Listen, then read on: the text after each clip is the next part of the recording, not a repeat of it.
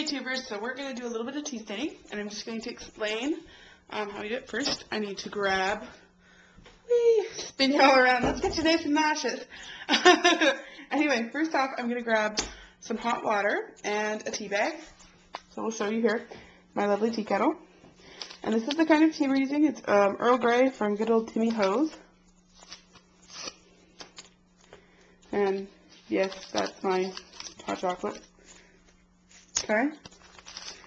Now there are lots of different techniques to doing tea staining, but this is the way I've done it.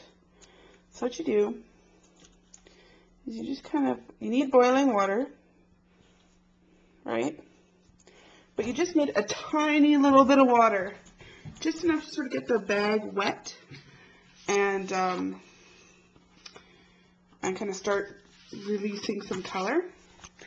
And I usually use Earl Grey or like Orange Peak or something like that because it's a really dark color. And then you just take the tea bag, see if I can do this with only one hand, and you kind of draw all over the paper. And you just kind of dump it and all this stuff. It's hard to do with one hand. So let's see here. I don't know. I don't think I can do it so you guys can see. But anyway. So you just kind of rub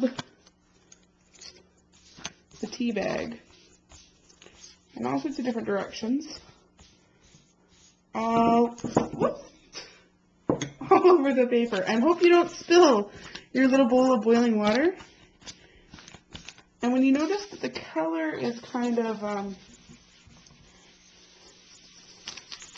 not coming off anymore,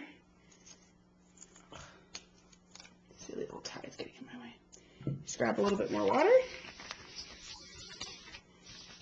Sorry, not exactly prepared for all this.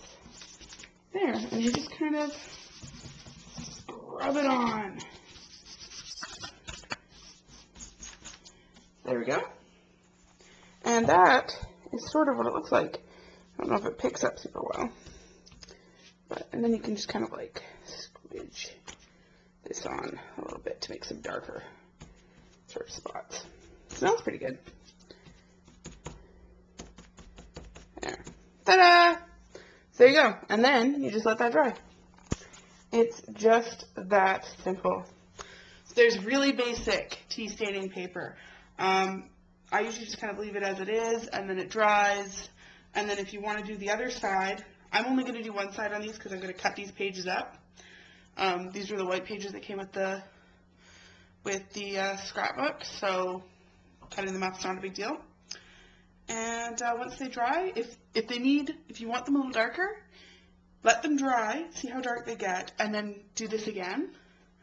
But otherwise, just the big thing is try not to get the paper too wet because otherwise it will crinkle up and all that. Unless that's a look that you want, just try to keep the paper as dry as possible. Kind of think of it as like if you guys ever do watercolor, kind of think of it as a light wash in watercolor.